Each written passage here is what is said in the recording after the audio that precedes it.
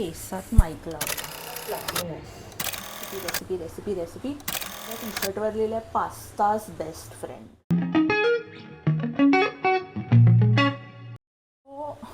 Welcome to my first ever video. जेव्हा मी तो केकवाला व्हिडिओ टाकलेला बनाना केकचा तेव्हा खूप सारे DMs आलेले मला, please recipe recipe recipe recipe. I never thought की I will make a long format video, पण ही रेसिपी जी आहे ही खूप लाईक कॉम्प्लिकेटेड नाही म्हणता येणार, बट छोटे छोटे स्टेप्स आहेत विच ऑब्वियसली रीलमध्ये एक छोट्याशा रीलमध्ये नाही कंप्लीट होत असं मला वाटतं. So this recipe surely deserves a long format video. माझ्या टी शर्टवर लिहिलं आहे पास्ताज बेस्ट फ्रेंड. उलटं दिसतंय. So okay, so will get into the video. आणि इन्ग्रेडियंट्स सांगण्याच्या अगोदर काही 2-4 टिप्स आहेत डेडिकेटेड टू बेकिंग, जे खूप इम्पॉर्टंट आहेत. टिप नाही म्हणता येणार, बट जस्ट लाईक रूल्स पण नाही म्हणता येणार. काही टिप्स आहेत जे मला असं वाटतं की खूप इम्पॉर्टंट आहेत whenever you are baking a cake. So the number 1 tip नाही म्हणता येणार, लाईक खूप अशी छोटी गोष्ट आहे, बट त्याचा इम्पॅक्ट खूप मोठा पडतो. पहिली गोष्ट म्हणजे तर तुम्ही जर लाईक पहिल्यांदाच बेकिंग करत असाल किंवा पहिल्यांदाच केक वगैरे बनवत असाल, ह्या अगोदर कधी बनवलं नसेल, तर यू मेक शुअर की तुम्ही मेजरमेंट्स फॉलो करताय. बिकॉज ना आपण असं इमॅजिन करतो की हां थोडीशी अजून साखर किंवा थोडंसं अजून पीठ टाकलं तर काहीच फरक पडत नाही, बट ट्रस्ट मी खूप मोठा घोळ होतो जर तुम्ही मेजरमेंट्स स्टार्टिंगला ॲटलिस्ट फॉलो नाही केलात तर. दिस वॉज द फर्स्ट टिप. आणि सेकंड टिप अशी आहे की बेकिंग करताना तुमचे जेवढे काही जेवढे काही इन्ग्रेडियंट्स किंवा जे काही मटेरियल तुम्हाला लागणार असेल ते तुम्ही मेक शुअर करा की that's all in to room temperature. म्हणजे अगदीच थंड दूध किंवा अगदीच गरम पाणी वगैरे हे असं यूज नका करू, कारण त्याने तुमचा केक फ्लफी नाही होत. सो मेक शुअर की कधी पण तुम्हाला बेकिंग करायचं असेल तर त्याच्या 10-15 मिनटं अगोदर तुम्ही तुमचे सगळे इन्ग्रेडियंट्स बाहेर काढून ठेवाल. ते थोडं रूम टेम्परेचरवर येऊ दे आणि नंतर मग तुम्ही ते मिक्सिंग वगैरे चालू करा. So this was tip number 2. आणि टिप नंबर 3 एवढंच होतं वाटतं. म्हणजे पुढे काय असेल तर मी तुम्हाला सांगत जाईन. So yeah will get into the video. आता मी सगळे इन्ग्रेडियंट्स काढते आणि मग तुम्हाला दाखवते की काय काय लागणार आहे.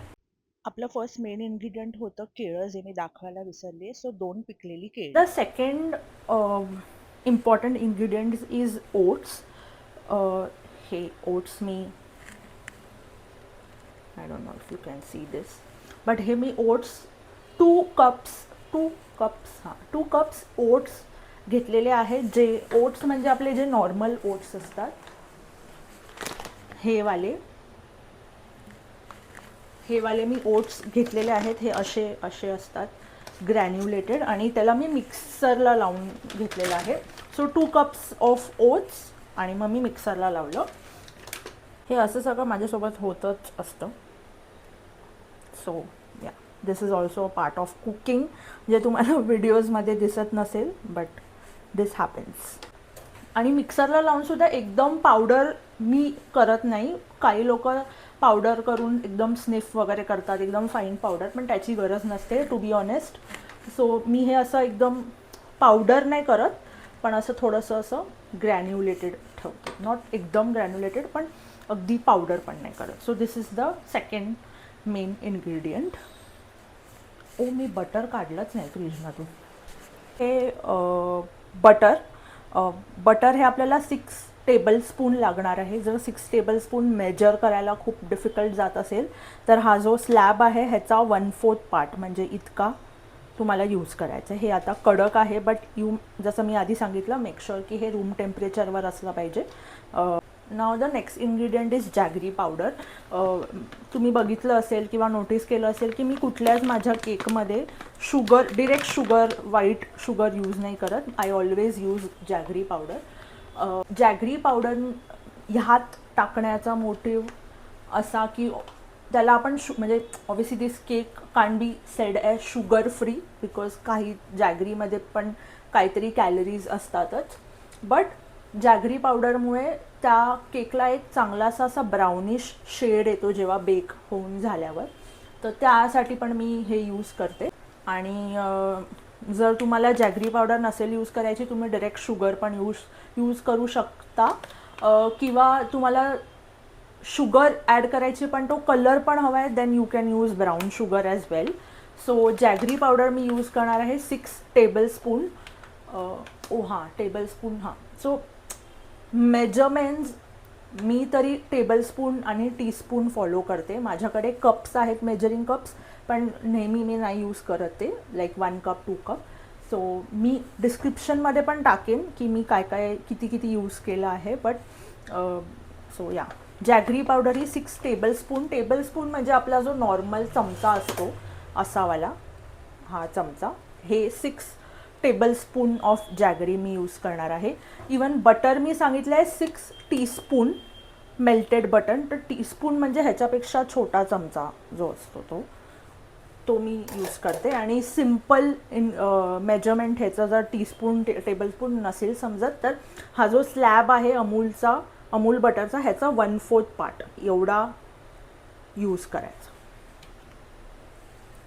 सो आता आपण पहिले मी तुम्हाला इन्ग्रेडियंट जसं मी ॲड करेन तसं मी सांगत जाईन. हे तुमचं प्रेप इन्ग्रेडियंट असेल. सो मी मिक्स करण्यासाठी हा एकदम घरेलू बाऊल घेतलेला आहे. माझ्याकडे तो मिक्सिंग बाऊल वगैरे आहे पण भांडी कोण धुवेल. सो हा आहे, ह्याच्यात तुम्ही यूज करू शकता. ही 2 केळी आहे, ही आपल्याला अशी स्मॅश करून घ्यायची आहे रफली. मिक्सरला लावायची गरज नाही आहे. हे आपल्याला असं रफ आपण ह्यानी पण स्मॅश करू शकतो किंवा तुम्हाला हाताने करायचं तर तुम्ही हाताने पण करू शकता. हे बघा, हे आता असं स्मॅश झालेलं आहे. मी ह्यानेच स्मॅश केलं आहे. असं एकदम रफली स्मॅश करायचं. त्यात मी आता 6 टेबलस्पून ऑफ जॅगरी पावडर टाकलेली आहे आणि हे आपल्याला असंच मिक्स करायचं आहे with a spoon. Talking about this colour जो नॅचरली जॅगरी पावडरने येतो, नॅचरल शुगरने येत नाही. सो या हे मेल्टेड बटर 6 टीस्पून आपण ह्याच्यात टाकायचं. हे मी बाहेर काढून ठेवलेलं सॉफ्ट व्हायला. आता मी हे ह्याच्यात मिक्स करणार आहे. आता मी यात टाकणार आहे vanilla essence. I don't no हे कसं दाखवू मी, वॉट एव्हर. सो हे मी वनिला इसेन्स ह्यात टाकणार आहे. मी माझ्या सगळ्या केक्समध्ये वनिला इसेन्स टाकते. स्पेशली ज्याच्यात मी अंडं यूज करते त्याच्यात तर मी टाकते. कारण काय होतं, अंडावाला जो केक असतो जेव्हा तो शिजतो तेव्हा त्याला अंड्याचा वास येतो आणि मला ते अजिबात नाही आवडत. सो म्हणून वनिला इसेन्सने तसं फारसं काही टेस्टचं काही हे नाही, बट जस्ट एक एसेन्स आणि एक स्मेल, फ्रेग्रन्स त्याचा वनिलाचा येतो. म्हणून ह्या केकमध्ये जर तुम्ही वनिला इसेन्स स्किप केलं तरीही चालेल, बट माझ्याकडे आहे तर मी टाकते. सो हे few drops, like 4 to 5 drops of vanilla essence मी ह्यात टाकते. हे मी आता ह्याच्यात टाकते 4 to 5 ड्रॉप्स जवळजवळ. आता मी हे वनिला इसेन्स मिक्स करून झाले. आता मी ह्याच्यात टाकणार आहे 6 टेबलस्पून ऑफ मिल्क पण रूम टेम्परेचरवर. डिरेक्ट फ्रीजमध्ये काढून तुम्ही यात टाकणार तर ते थोडं गोड होतो त्याने, जसं मी तुम्हाला आधी सांगितलं. सो तुम्ही 6 टेबलस्पून जवळजवळ अर्धा कप होतो तो काढून ठेवा आणि मग तुम्ही व्हॅनिला इसेन्स नंतर त्याच्यात दूध टाका. आणि थोडंसं अजून लाईक 2 to 3 टेबलस्पून तुम्ही अजून बाहेर काढून ठेवा. बिकॉज नंतर जर तुम्हाला असं वाटलं की तुमचं जे केकचा डो आहे तो खूप ड्राय झाला आहे तर तुम्ही त्यात दूध ॲड करू शकता ते उरलेलं. बट युजली 6 टेबलस्पून हे पुरे होऊन जातं. हे मी दूध टाकलेलं आहे ह्याच्यात 6 टेबलस्पून ऑफ दूध आणि हे आता अख्खं मिक्स करायचं आहे. एवढे आपले वेट इन्ग्रेडियंट्स हे झालेले आहे. ह्याच्यानंतर जे काही स्टेप्स असतील ते ड्राय इन्ग्रेडियंट्स आपण ह्याच्यात टाकणार.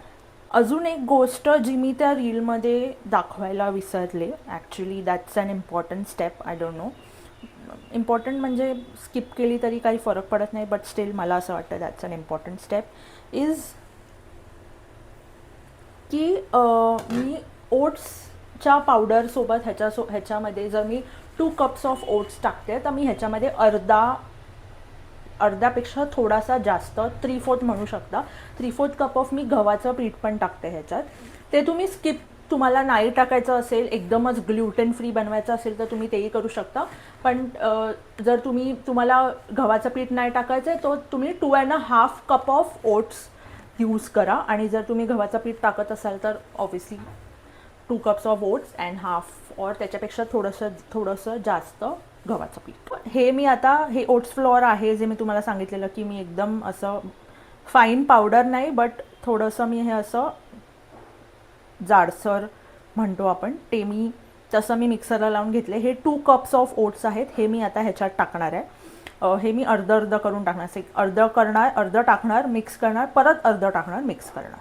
खरं तर मी या रेसिपीसोबत खूप एक्सपेरिमेंट पण केलेलं. म्हणजे मी खूप सारे ओट्स बनाना ब्रेडचे रेसिपीज बघितले यूट्यूबवर. आणि आफ्टर दॅट मला, म्हणजे मी असं काय एक्सपेरिमेंट करून वेगवेगळे इन्ग्रेडियंट्स टाकून मला ही रेसिपी जी आहे, जी फायनल, जी मला अशी वाटली की हां, this is like simple but yet gives the best results. So मला आठवतं मी ही रेसिपी जवळजवळ आता 10 ते 15 वेळा मी बनवलेली आहे. सो आता माझं असं आहे की म्हणजे मी झोपेतून उठून पण हे बनवू शकते. आणि ह्यानी खूप फ्लफी आणि खूप चांगला केक बनतो. म्हणजे मी बाकीचे रेसिपीज ट्राय केले तर तेवढा फ्लफीनेस येत नाही, I don't no Y, but ह्या रेसिपीने खूप चांगला फ्लफीनेस येतो केकला. ऑल्सो ह्यात आपण अंडं वगैरे काही टाकत नाही आहे. सो हा जो केक आहे हा आरामात 10 ते 15 दिवस फ्रीजमध्ये राहू शकतो. सो मी हे एव्हरी संडे ऑलमोस्ट बनवते. पीसेस कट करून मी हे फ्रीजमध्ये ठेवते आणि मग एव्हरी 10 to 15 डेज हा आरामात राहतो केक, काही खराब वगैरे होत नाही. सो हे आता ओट्स पावडर सगळी मी मिक्स केलेली आहे ह्याच्यात. तर हे आता हे असं दिसतं आहे. आता हे मी जसं मी सांगितलं ह्याच्यात मी आता अर्धा कप गव्हाचं पीठ टाकणार आहे. हा केक मी कधी कुकरमध्ये ट्राय नाही केला आहे, बट आणि म्हणजे मी ट्राय करेन एकदा आणि नक्की शेअर करेन की कुकरमध्ये कसा बनवायचा. आम्ही हे गव्हाचं पीठ अर्धा कप, जवळजवळ अर्धापेक्षा थोडंसं जास्त ह्याच्यात टाकलं आहे. जसं मी तुम्हाला सांगितलं, तुम्हाला गव्हाचं पीठ नसेल टाकायचं तर तुम्ही ओट्स फ्लावर 2 कपच्या ऐवजी तुम्ही 2.5 कप टाकू शकता. तर हे गव्हाचं पीठ टाकल्यावर जर तुम्हाला वाटत असेल की तुमचं जो केक डो आहे तो खूपच ड्राय झाला आहे किंवा मिक्सच होत नाही अगदी, तेव्हा तुम्ही त्याच्यात थोडंसं अजून एक्स्ट्रा दूध टाकलं तरी चालतं आहे. बट म्हणजे एक्स्ट्रा दूध टाकायच्या अगोदर तुम्ही मेक शुअर करा की तुमचं जे ड्राय इन्ग्रेडियंट्स आहेत, जसं काही ओट्स आणि गव्हाचं पीठ, ते तुम्ही नीट मिक्स करा आधी. पूर्ण मिक्स झाल्यानंतर जर तुम्हाला वाटत असेल ड्राय तर तुम्ही टाका. बिकॉज आता पण मी जेव्हा मिक्स करते तर तुम्हाला असं वाटत असेल, हे बघा, तुम्हाला असं वाटत असेल की हे खूप ड्राय आहे, मिक्स नाही होत आहे. बट हे मी अजून थोडं मिक्स करेल ना की मग ते बरोबर काय म्हणतात त्याला,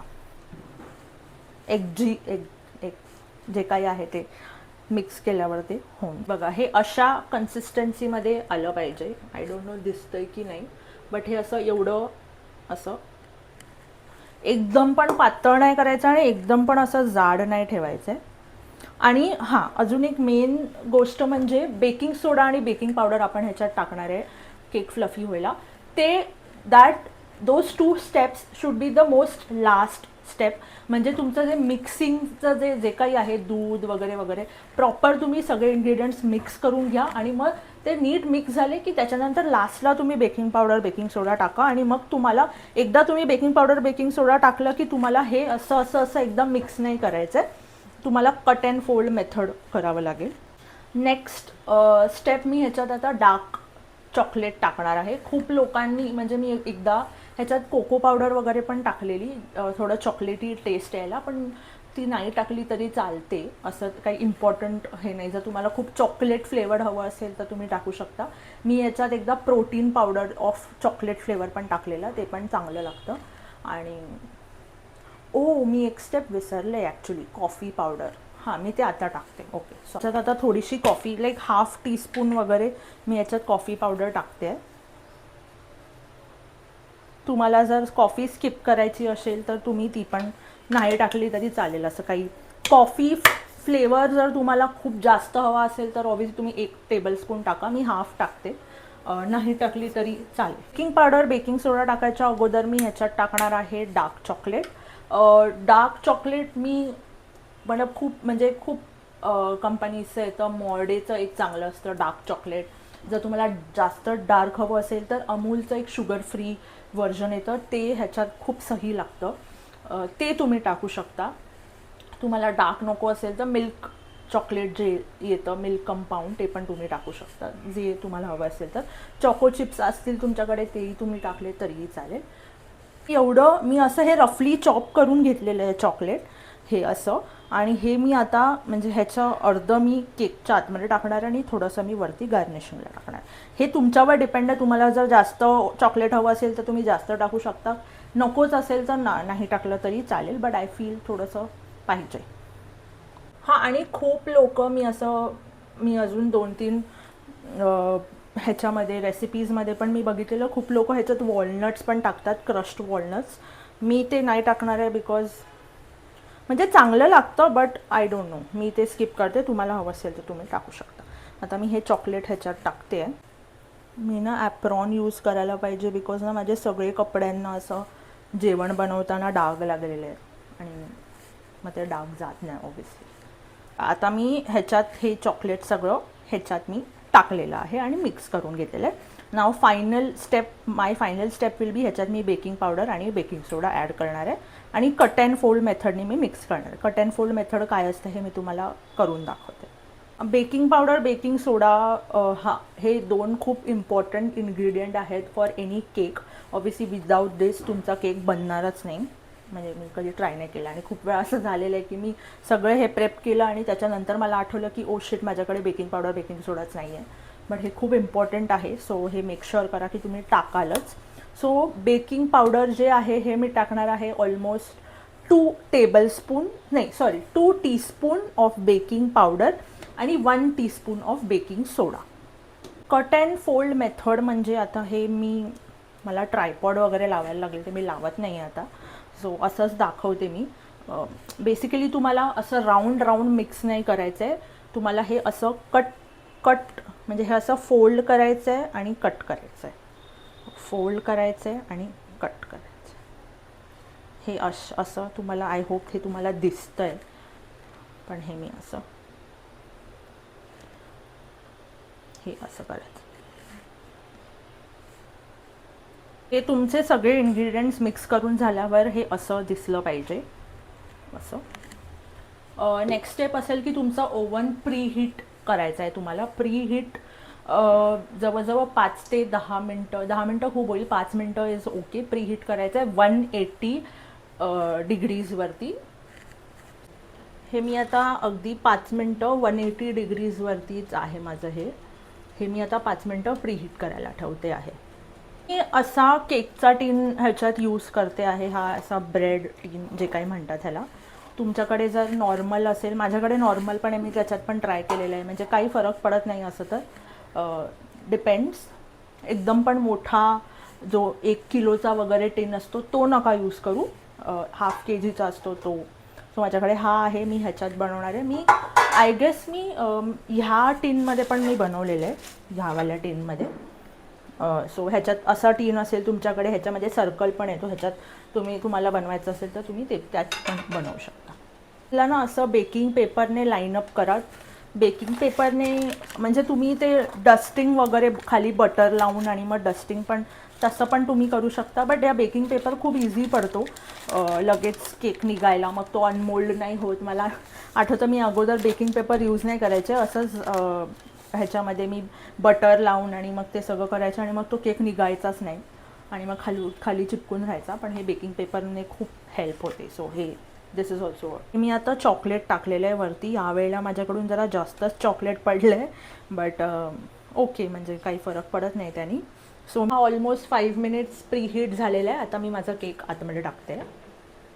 केक आतमध्ये टाकलेला आहे, तुम्ही बघू शकता. आता 180 डिग्रीवरच तुम्हाला बेक करायचा आहे फॉर ऑलमोस्ट 35 मिनिट्स. हे 35 आहे, हां 35 मिनिट्स. माझा जो हा ओव्हन आहे तो OTG ओव्हन आहे. सो म्हणजे स्पेशली फॉर बेकिंग पर्पज. माझ्याकडे दुसरा ओव्हन पण आहे जो कन्व्हेक्शन आहे, त्याच्यामध्ये पण मी खूप सारे केक्स बनवलेत. सो तुमच्याकडे जर कन्व्हेक्शनवाला असेल तर त्याच्यात तुम्ही सेम सेटिंग्स 180 डिग्रीजवर 35 मिनिट्स तुम्ही बेक करू शकता. मी काय करते ना, मी 35 मिनिट्स ठेवते आणि नंतर 35 मिनिट्स झाल्यानंतर मी काढून एकदा चेक करते. चेक कसं करते, मी नाईफ टाकून बघते की ते आतपर्यंत केक शिजला आहे की नाही.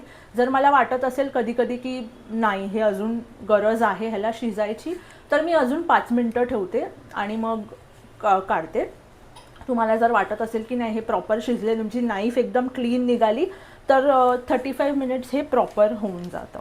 दुसरी गोष्ट म्हणजे केक जो आहे तो पूर्ण बेक झाला, 35-40 मिनिट्स बेक झाला की तो काढून अगोदर पूर्ण थंड करायला ठेवायचा. खूप टाईम मी असं आधी ही खूप चुकी करायची की काढल्या मी तो अनमोल्ड करून कापायला घ्यायची. त्याने काय होतं ना, तुमचा केक पूर्ण क्रम्बल होऊन जातो, म्हणजे नीट पीसेस निघत नाही. सो मेक शुअर की तुमचा केक बेक झाला की त्याला एकदम रूम टेम्परेचरवर येऊ दे, पूर्ण थंड होऊ दे. 1-1.5 तासात त्याला फॅनच्या खाली ठेवा. फ्रीजमध्ये नका ठेवू, फॅनच्या खाली ठेवा. तो पूर्ण थंड झाला की मग त्याला डिमोल्ड करा आणि मग त्याचे पीसेस करा. मग तेव्हा तो प्रॉपर, तुमचे ते असे पीसेस असतात ना ते प्रॉपर निघतात. गरम करू नका. तो मी आता केक ठेवला आहे, तुम्हाला दिसत असेल तर केक ठेवला आहे 35 ते 40 मिनिट्स आणि वेट करूया. मग मी तुम्हाला मध्ये मध्ये प्रोग्रेस पण दाखवायचा आहे. आय डोंट नो मी हा व्हिडिओ एडिट कसा करणार आहे, बिकॉज मला एडिटिंग करायला फार कंटाळा येतो, but I have to do. Don't know तुम्हाला हे दिसतंय की नाही, बट थोडा केक शिजला आहे. 5 मिनटं झाली ॲक्च्युली, बट येस. हे ऑलमोस्ट आता झालेलं आहे. मस्त वास येतो आहे. लास्टचे 2 मिनटं वगैरे बाकी असतील. मी माईक नाही लावला आहे, बट आता तुम्ही बघू शकता हा केक तर रेडी झालेला आहे. ऑलमोस्ट 2 तास मी ह्याला ठेवलेलं थंड करायला आणि आता बऱ्यापैकी झालेलं आहे. सो आपण ह्याला कट करूया आणि बघूया कसा झाला आहे. Look at the fluffiness. खूप छान. आणि हे पूर्णपणे थंड झालं आहे म्हणून मी कट केलं आहे, जो असा अख्खा पीस निघतो. जर गरम कट केलं ना तर ते पूर्ण क्रम्बल होऊन जातं. सो हे आता मी बेकिंग पेपर लावल्यामुळे हा असा नीट निघतो पण, आणि हे असे थंड झाले म्हणून असे मस्त पीसेस निघाले. सो या असा मी हा डब्यात भरून ठेवते आणि हा 10 ते 15 दिवस आरामात फ्रीजमध्ये राहतो असा. आणि रोज एक पीस काढून मी नाही, म्हणजे घरात सगळेच खातात. सो या. सो तुम्ही ही रेसिपी ट्राय करा आणि मला नक्की सांगा कशी होते आहे. 1-2दा तुम्ही ट्राय करणार, मे बी असं होईल की केक फुललाच नाही किंवा वॉट एव्हर. तर फर्स्ट टाईम बेकिंगमध्ये माझंही तसं व्हायचं, बट यू डू ट्राय.